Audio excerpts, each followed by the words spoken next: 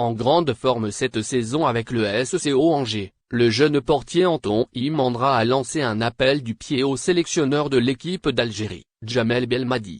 Les lignes qui suivent vous dévoilent tous les détails relatifs à ce sujet. Né à Grasse, en Côte d'Azur, d'un père français et d'une mère algérienne, le numéro 16 des scoïstes est, comme tout joueur franco-algérien, tiraillé entre les verts et les bleus. Mais c'est la première cité qui semble l'emporter sur la deuxième. En témoigne sa dernière sortie. Anton Imandra a, une nouvelle fois, fait part de son envie de porter le maillot de l'Algérie et tenu à envoyer un message fort à Belmadi. Pour le Grassois de 25 ans, l'équipe d'Algérie de football sonne comme une évidence. Il répète n'avoir jamais eu une quelconque émotion de doute au moment d'évoquer son avenir en sélection.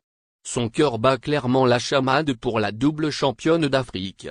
Alors que le driver des Fennecs annoncera, prochainement, sa liste des joueurs sélectionnés pour les éliminatoires de la CAN 2023, le gardien numéro 1 du SCO cette saison a souhaité se faire entendre auprès de ce dernier.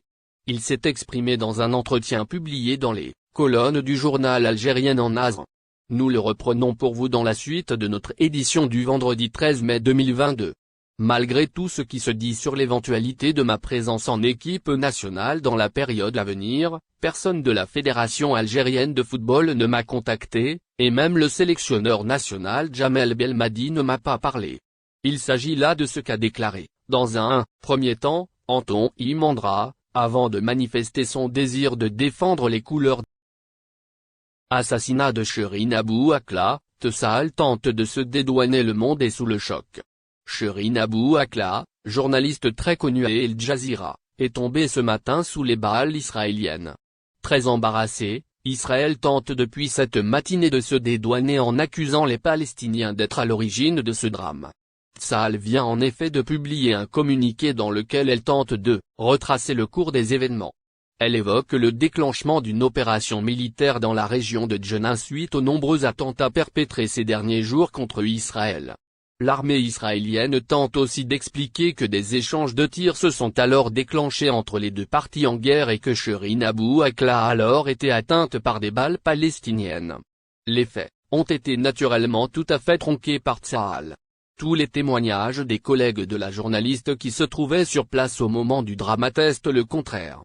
Plusieurs médias français, dont France 24, ont aussi tenu à mettre en exergue la version des faits publiée par El Jazeera.